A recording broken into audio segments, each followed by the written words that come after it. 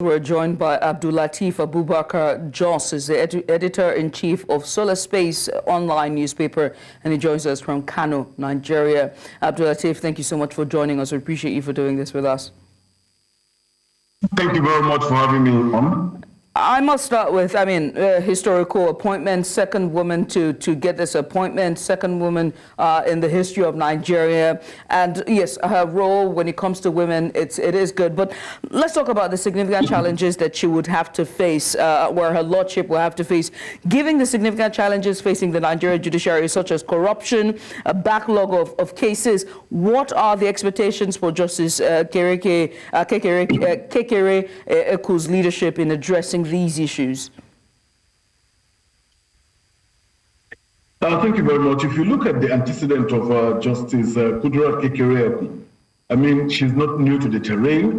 Looking at how she came from the Lagos State High Court to the Court of Appeal and to the Supreme Court, she has been an outstanding jurist that has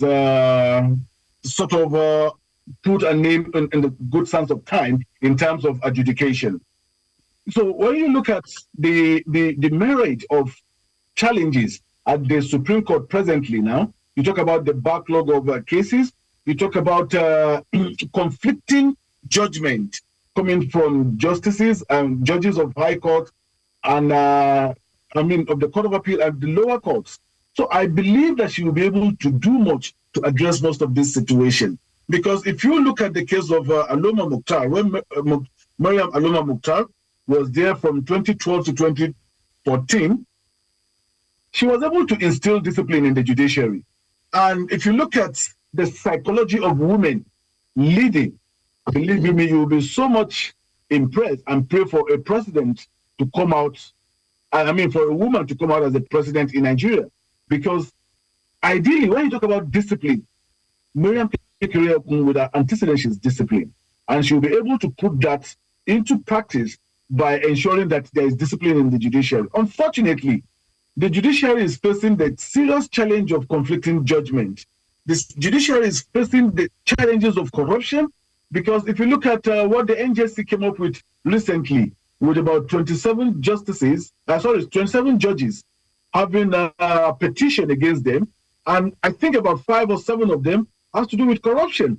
So Kekere-Ekun will be able to put a feet on the ground to ensure that things are done appropriately. Take a particular case of what we have in Kano, when the chieftaincy issue, whereby the State High Court was given a different ruling in conflicting order with that of the Federal High Court. Meanwhile, these are courts of equal coordinate jurisdiction. So it becomes so embarrassing that even the Chief Justice of Nigeria at that period, Justice Kayode Ariwola, had to summon the CJ of Kano and that of the Federal High Court, so that at least things can be done appropriately, because the judiciary is the last hope of the common man.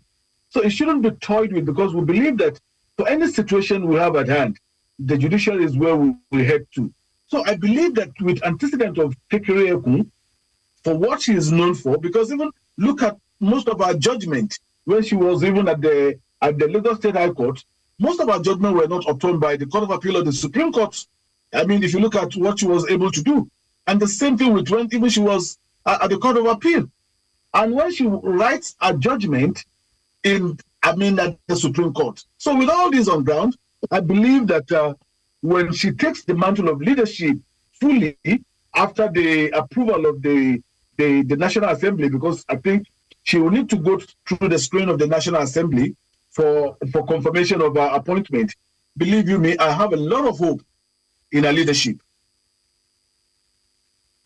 You say you believe in her leadership. You just reeled out some of her achievements in the last couple of years, her working both in Lagos State and of course at the judicial system. And you just made mention of the conflicting order that we seem to see oftentimes at the judicial system. But you also mentioned that the judiciary is the common man's last hope. That's what you said, right? And I remember earlier, about a few minutes ago or 30 minutes ago, during our last program where we had Dashin Usman and one of our guests, and he was saying that, that the new Chief Justice will be to not bow or heed to the sentiments of the public or with emotions. What do you say to that type of sentiment or that type of reaction or advice? If you listen, if you can recall during the presidential election panel, I mean the tribunal, from the Court of Appeal to the Supreme Court, they made it clear, very, very clear that, look, the judiciary does not work on sentiment or emotion, but rather based on facts before the jurist. Because we don't say because somebody is a female, somebody is a male, or somebody is as a Yoruba man, somebody is a Hausa man, or somebody is an Igbo person. Look, the judiciary should be above board. The judiciary, from the way it operates, and from the way they were able to put this, even during that period of the election, it said, look, all what they've been reading on the social media, some of even the attacks that, okay, the judiciary is on trial and things like that, it does not bother them. But what they are much concerned with is, look, what is before us?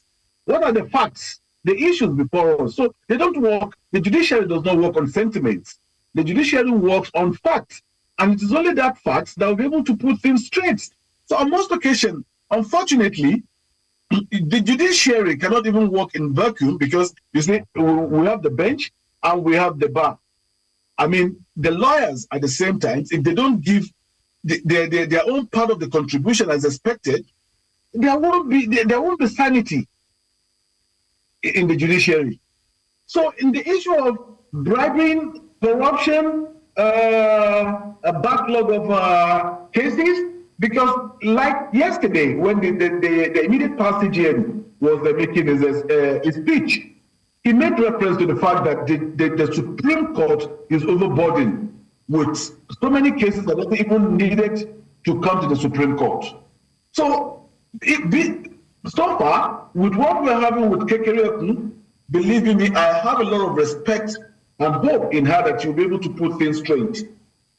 Well, I must say, Abdullateef, I must say thank you so much for taking out the time today to just have this conversation with us. Well, it's a long road ahead for her, and we wait to see, and there's so much challenges on that road. We hope to see how she intends to jump over these hurdles. Well, once again, many thanks, Abdullateef, for doing this with us.